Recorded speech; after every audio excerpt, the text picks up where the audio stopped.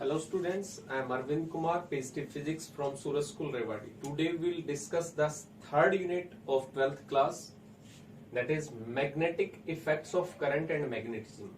Here we will study the magnetic behavior of current. कि current में भी magnetic properties होती हैं इसके सराउंडिंग में, तो उन मैग्नेटिक इफेक्ट्स के बारे में पढ़ेंगे. तो यहाँ पे थर्ड यूनिट हमारी टोटली किस पे बेस्ड होने वाली है? मैग्नेटिक बिहेवियर पे बेसिकली. एंड मैग्नेटिज्म की मैग्नेटिक प्रॉपर्टी वो नेचुरल भी होती है, जैसे हमारी अर्थ हो एक कंप्लीट मैग्नेट की तरह बिहेव करती है, इसलिए मैग्नेटिक बिहेवियर के बारे में पढ़ेंगे. That is called magnetism. जैसे हमने देखा होगा एक मैग्नेट है, उसको जब हम सैंड में हम लेके जाते हैं, उसको वहां पे रोल करते हैं, तो कुछ टीनी पार्टिकल्स उसके साथ में अटैच हो जाते हैं. That behaviour of attraction bye magnet और करंट इज कॉल्ड मैग्नेटिज्म. तो यहाँ पे हम कंप्लीटली थर्ड यूनिट में मैग्नेटिक बिहेवियर के बारे में पढ़ने वाले, इसलिए इस यूनिट का कंप्लीट नाम क्या है? Magnetic effect of current. Current की वजह से मैग्नेटिक इफेक्ट्स एंड मैग्नेटिज्म, जो नेचुरल बिहेवियर अट्रैक्शन शो करता है उसके बारे में. तो इसमें टोटल हमारे पास में 4 चैप्टर हैं थर्ड यूनिट में, ABCD करके प्रदीप के अकॉर्डिंग. तो थर्ड ए चैप्टर जो है वो है magnetic field due to current. यानी इस चैप्टर में हम सिर्फ करंट के मैग्नेटिक बिहेवियर के बारे में पढ़ेंगे. यहाँ पे नेचुरल मैग्नेट नहीं आएगा, स्टोन वगैरह नहीं पढ़ेंगे अभी. इसमें सिर्फ करंट के अकॉर्डिंग मैग्नेटिक फील्ड कैसे डेवलप होती है उसके बारे में पढ़ेंगे. ठीक है. जो मैग्नेटिज्म बिहेवियर आता है वो थर्ड चैप्टर में आएगा. ठीक है. सेकंड चैप्टर है forces on charge particle in electric and magnetic field. तो नेक्स्ट जो थर्ड चैप्टर है वो अर्थ मैग्नेटिज्म का है. Fourth chapter is classification of magnetic metal. तो वहां पे हम कंप्लीट डिस्क्रिप्शन करेंगे. अब फर्स्ट चैप्टर स्टार्ट करते हैं, करंट के थ्रू मैग्नेटिक फील्ड. तो सबसे पहले ये बात जो थी वो हमें एक साइंटिस्ट ने बताई जिसका नाम था ओर्स्टेड्स एक्सपेरिमेंट. तो उसने कुछ एक्सपेरिमेंट कर रहा था, उस एक्सपेरिमेंट में कुछ डिफरेंट बिहेवियर उसने देखे और उसके बेसिस पे उसने अपनी एग्जाम्पल बताए, एक्सपेरिमेंट बनाया. तब जाके ये क्लासिफाई हुआ कि इलेक्ट्रिक और मैग्नेटिक भी आपस में कन्वर्टेबल होते हैं. दैट मीन्स करंट के थ्रू भी मैग्नेटिक फील्ड जनरेट होती है. उससे पहले तक क्या माना जाता था कि एक मैग्नेटिक कंपास है या मैग्नेट जो होता है उसी के सराउंडिंग में मैग्नेटिक नीडल जो हमें डायरेक्शन बताती है, कंपास वगैरह है, वो डिफ्लेक्शन होती थी. लेकिन इसने एक एक्सपेरिमेंट किया, उसमें वो मैग्नेटिक नीडल जो थी करंट की वायर के पास रखी हुई थी और वो डिफ्लेक्ट हुई. अब डिफ्लेक्ट तो किसकी वजह से होगी? मैग्नेटिक फील्ड की वजह से. इसलिए उसने एक्सपेरिमेंट किया और उस एक्सपेरिमेंट के बेसिस से हमें पता चला कि करंट के आसपास भी मैग्नेटिक फील्ड जनरेट होती है, बस वो वीक होती है. ठीक है. उसको आगे स्ट्रॉन्ग बनाना भी सीखेंगे थ्रू सोलेनोइड एंड टोरॉइड के थ्रू. तो ओर्स्टेड ने एक एक्सपेरिमेंट किया. उसने सिंपल सा एक रेजिस्टेंस, एक बैटरी, एक की कह सकते हैं, एक एमीटर लगा सकते हैं ज्यादा से ज्यादा करंट को मेजर करने के लिए. ये पॉजिटिव, ये नेगेटिव. यहाँ पे एक वायर है. ठीक है. ये वायर मैंने मान लिया यहां से A पॉइंट और ये पॉइंट B. ये एक वायर है. ये एक्सपेरिमेंट कुछ नहीं है, सारी अरेंजमेंट है वो सिर्फ ये बताने के लिए कि हाँ करंट चल रहा है, करंट कुछ ना कुछ आ रहा होगा इस वायर में और A से B की तरफ गया है. जैसे उसने यहां पे मैग्नेटिक नीडल रखी है, मैग्नेटिक नीडल में एक पोर्शन है वो डार्क होता है, that means that is north pole. और वो पोल कौन सा होता है? North pole. ठीक है.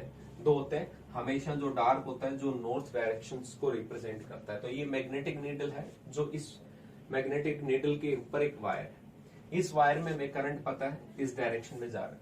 तो जैसे ही इस डायरेक्शन में गया, जैसे ही हमने इस की को प्रेस किया तो इसमें करंट पास हुआ. तो ये जो मैग्नेटिक नीडल है that deflected towards waste. That means ये पोर्शन ऐसे हो गया.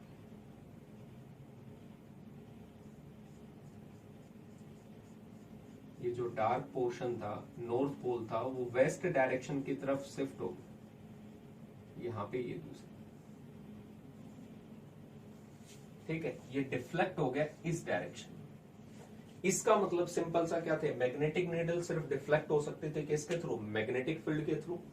हमने तो करंट पास किया. यही कह सकते हैं उस साइंटिस्ट का ये एक्सीडेंटली एक्सपेरिमेंट था, जो सडनली उसने ऑब्जर्व किया कि कहीं गलती से कंपास नीडल रखी थी वायर के पास में, जैसे ही वायर में करंट गया वो नीडल जो थी डिफ्लेक्ट होगी. उसने इस चीज को नोटिस कर लिया और वही एक्सपेरिमेंट बन गया. तो यहाँ पे ये सिर्फ छोटा सा एक्सपेरिमेंट था। यहाँ पे कहने का मतलब सिंपल ये था कि कहीं पे भी करंट होगा तो उसके पास में मैग्नेटिक फील्ड होंगी, तो इसलिए इस चैप्टर का नाम क्या हो जाता है, magnetic field due to current.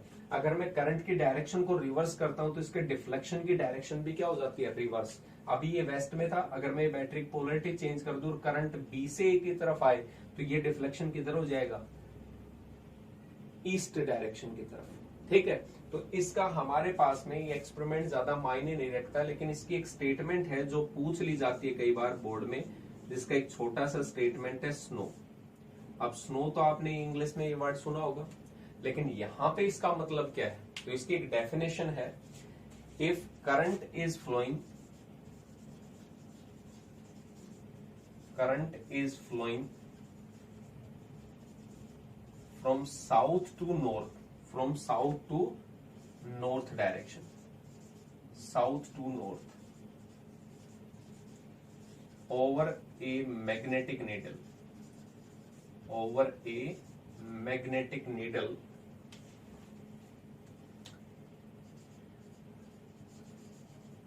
then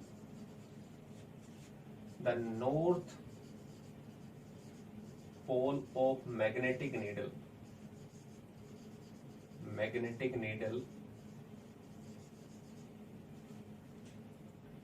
deflects toward west, deflect towards west। अब यहां पे अगर देखें तो इसमें दो तीन स्टेटमेंट आ गई, एक साउथ है, साउथ के एस पे हम फोकस करें, नॉर्थ, नॉर्थ के एन पे, ओ ओवर था, एंड वेस्ट।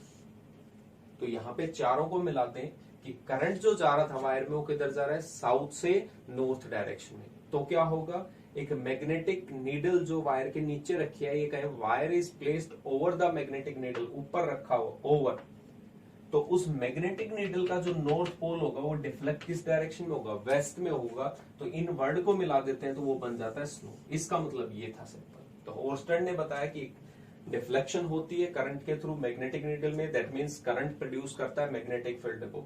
और यहाँ पे स्नो का मतलब था करंट अगर फ्लो कर रहा है साउथ टू नॉर्थ डायरेक्शन, ठीक है, over a magnetic needle, then north pole of the magnetic needle deflect towards the west, that means snow.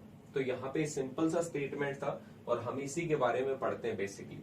ठीक है, हमारे यहाँ जो टॉपिक था चैप्टर का स्टार्टिंग था, उसने हमें क्लियरिफाई कर दिया कि करंट होगा तो इसका मतलब मैग्नेटिक फील्ड होगी। अब बात आती है कि इसका एक दूसरा नाम भी होता है जिसको हम एम्पियर्स स्विमिंग रूल भी बोल सकते हैं, वो भी ओर्स्टेड एक्सपेरिमेंट है, नेम चेंज करके पूछा जा सकता है। वैसे तो इसमें पूछने लायक कुछ है नहीं, बाकायदा 1 मार्क्स में एक डेफिनेशन आई है, what do you understand by snow. तो स्नो का मतलब आपको बताना था, एक बार बोर्ड के एग्जाम में पूछा।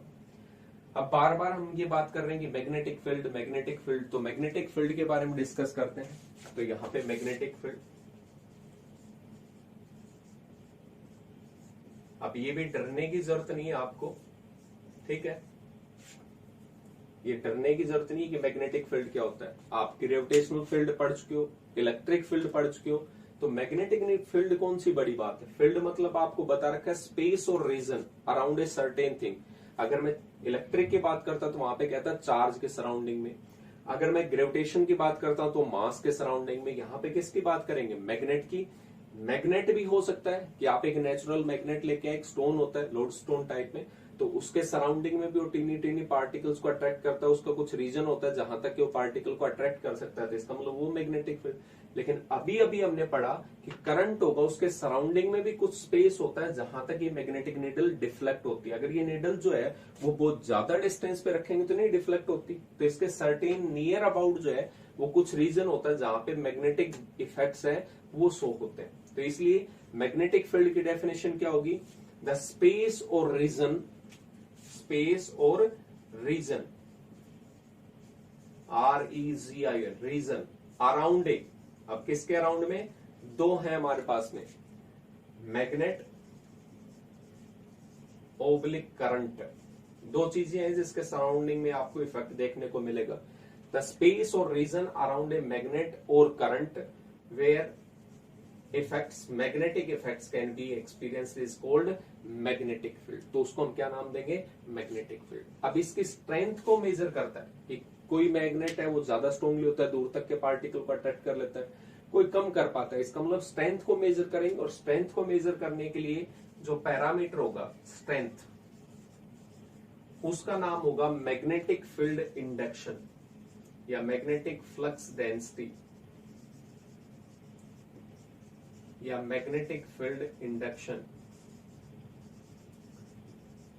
या हम सिंपल लैंग्वेज में कह सकते हैं इसको, जब नॉर्मल आप बोलते हो मैग्नेटिक फील्ड, तो वैसे तो स्पेस और रीजन होता है, लेकिन कहीं पे मैग्नेटिक फील्ड नॉर्मली लिखा होता है तो भी हम स्ट्रेंथ ही मेजर करते हैं कि कौन सा कितना ज्यादा पावरफुल स्पेस और रीजन हो उसके राउंड में। तो इस स्ट्रेंथ को जो हम ये 3-4 चीजें रिप्रेजेंट कर रहे हैं, इन सभी को आप किससे रिप्रेजेंट करते हो? बी से। इसका मतलब magnetic flux density, magnetic field induction या मैग्नेटिक फील्ड को किससे रिप्रेजेंट करेंगे? बी से रिप्रेजेंट करेंगे। इसकी यूनिट क्या होती है ये भी डिस्कस कर लेते हैं। तो यूनिट जो होती है वो एसआई यूनिट होती है इसकी, जिसका नाम होता है टेस्ला। क्या नाम होता है? टेस्ला।